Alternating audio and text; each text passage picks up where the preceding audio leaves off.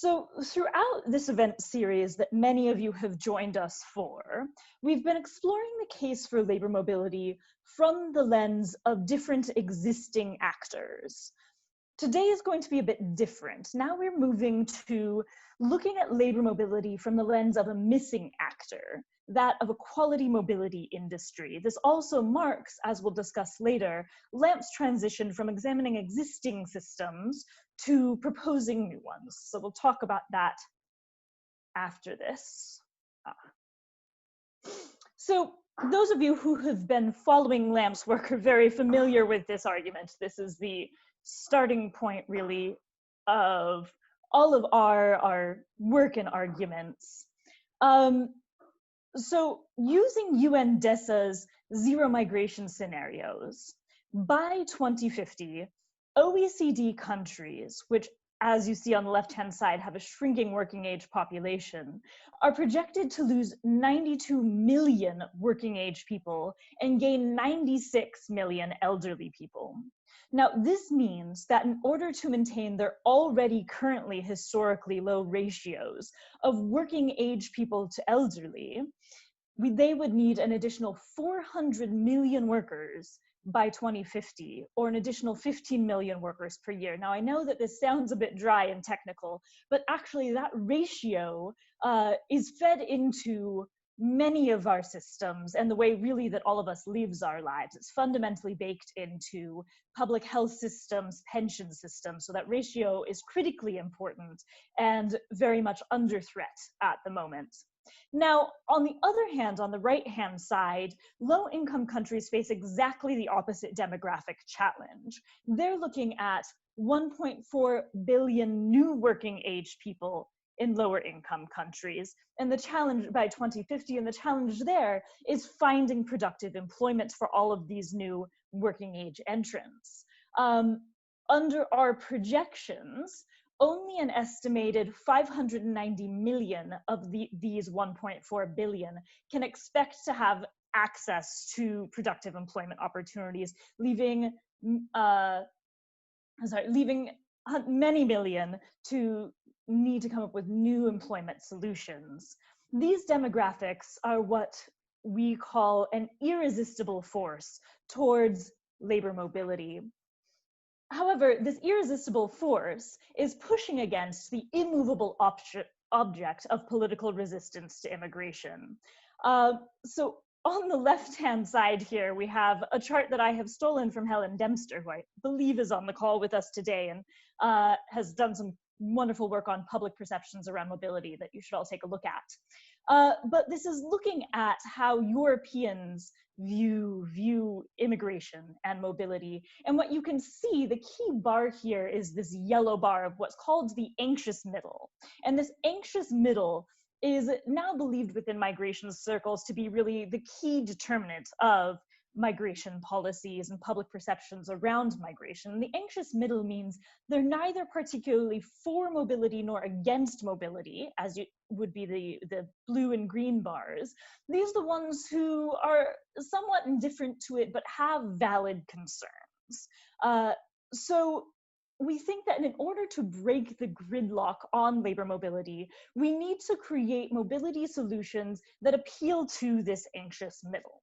We propose that temporary mobility could be a just right solution for this political impasse on mobility. Temporary mobility offers a solution that is neither between hosting foreign workers permanently nor about not allowing foreign workers in and simply facing the demographic crisis that we posed in the previous slide. Many of the anxious middle's concerns are around the cultural impacts of mobility.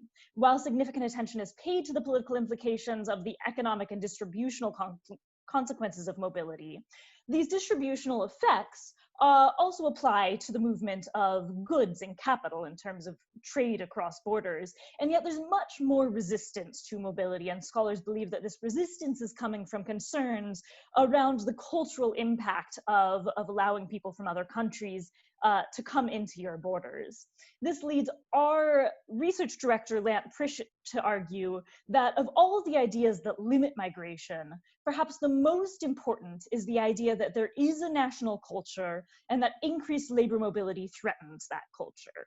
So temporary labor mobility offers a solution where we have workers that answer both the labor scarcity and demographic needs of high-income countries, that provide jobs for workers in the low-income countries, and don't create this perceived or real cultural threat. So we view it as potentially politically viable.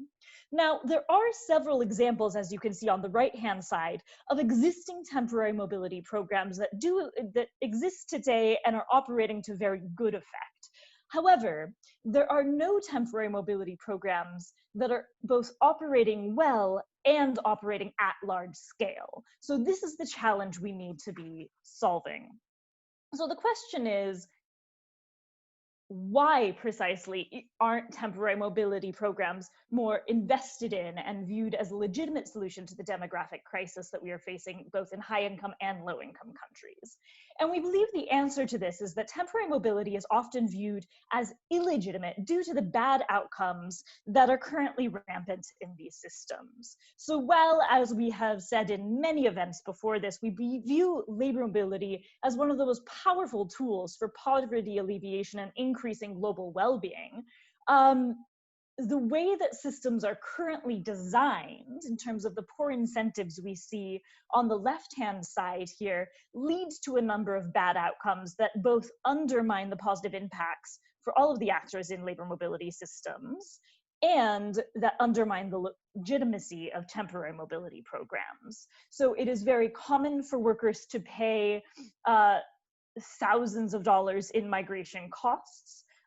For example, a result by Verite, a US-based NGO, found that workers from Latin America and Asia paid service providers between $3,000 and $27,000 to secure visas to the United States. This is a significant portion of their earnings even while abroad, and more importantly, because it's paid up front, results in high indebtedness, often at very high interest rates, that traps the worker in often very low quality employment situations. Even worse, these migrants are paying upfront into a system without any assurance that they're getting what they're paying for. So migrants arriving in the receiving country often find that the job is not what they were promised or expected, and the pay is not what they were promised. For example, another Verite report found that 43% of Nepali migrants interviewed signed a different contract after arrival than the one that they signed before departing their home country, and that the terms were generally different than those that they originally agreed to, and 36% never signed any contract at all. This results, as we've already said, in high indebtedness and very high costs to the workers, but also results often in worker abuse and very poor job quality and conditions. So all of this means that temporary labor mobility systems face political challenges from both the anti-immigrant crowd who simply doesn't want to allow foreign workers in, and those who are legitimately concerned about the rights of workers. So we argue that solving these problems on the slides in front of you would make temporary mobility programs more politically viable, which in turn makes scaling labor mobility more politically viable. Now, a lot of attention is paid to the bad outcomes that I just discussed. However, and so the solution that's often proposed is simply getting rid of the role of industry actors. However, and so this has led to the emergence of models like government-to-government programs that we see, for example, in the Korea example that was on the slide before, or in Japan's new specified skills visas. However, these government-to-government programs, which rely on public employment services on both sides of the border, often are run at very, very small scale because they're limited by government capacity. In public employment services on both sides of the border, which is often quite weak, and especially quite weak in lower income sending countries. So when we think about building labor mobility systems at scale, we need to think of solutions that address the bad outcomes I discussed previously, but that allow the system to operate at scale. And we argue that that requires quality industry support. As you can see on the slide in front of you, we go through the migration process both without any professional support and with the support of a professional quality industry. And we argue that going to scale requires a quality mobility industry. And we further argue that that's actually something we should actively want, that there are a number of benefits for all actors in mobility systems of quality industry support. So we would posit that the right solution is to not simply getting rid of the bad outcomes and excluding the role of industry actors, but rather facilitating the emergence of a quality mobility industry.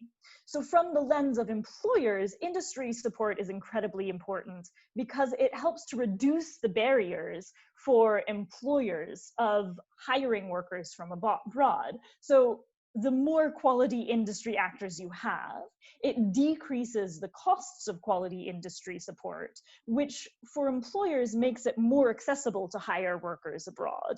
This is especially important for small and medium enterprises, which we argue in our new report is an increasingly important actor in the future of labor mobility systems, as many of the jobs that we predict being growing jobs in the future are kind of at the scale of services, which are often delivered through SMEs. Similarly, for employers and workers alike, industry actors are what we would consider knowledge agents, and they maintain a lot of very specialized knowledge that is difficult for both employers and workers to access on their own. So for workers, while the existing low quality industry actors create significant problems, a good quality mobility industry actually holds a lot of knowledge that they need in order to be able to access jobs abroad, such as where the good vacancies are, how to know whether a job is a good job, what jobs they might be qualified for, what the migration process is. And actually all of this knowledge is especially important for more vulnerable job seekers, such as those who are poor or live in rural areas or maybe illiterate.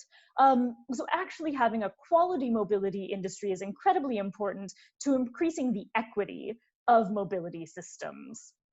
And then finally, for migration systems as a whole, not only would a quality mobility industry build trust between all actors, but I really want to focus in on the last point, which is it would turn good practice into good policy. At LaMP, we have a saying that good policy comes from good practice, and good practice comes from practice. So because there's very few temporary mobility programs operating in a quality way right now, we actually have very little knowledge on how to design them well and what works in practice. As a result, many of our labor mobility policies are actually designed in a way that actively leads to bad outcomes that incentivize overstay or increase abusive employment by not letting workers change jobs. So there's actually a lot of problems built into the policies around temporary mobility programs. At LaMP, we argue that by allowing a quality mobility industry to operate and document the results of their operations, we can then communicate those findings to policymakers and lead to better policy design, which in turn leads to just this virtuous cycle of increasing the viability of mobility, political viability of mobility flows. On the right or on the left-hand side here, we can also show that not only should we want a quality mobility industry, but that it's simply commercially viable. If you look at the gain to workers based on some really actually conservative assumptions that we've put there in terms of the wage gains per worker, you see that if we accounted only for half of the needed flows that I told you about before, and use this conservative estimate of a $15,000 wage gain per worker, this would result in a $3 trillion gain annually to mobile workers. That's an economy the size of India. If we were to put only 1% of those gains into financing the services of a quality mobility industry, that's a very viable industry size. However, for a quality mobility industry to be feasible, we also need public goods to support its emergence.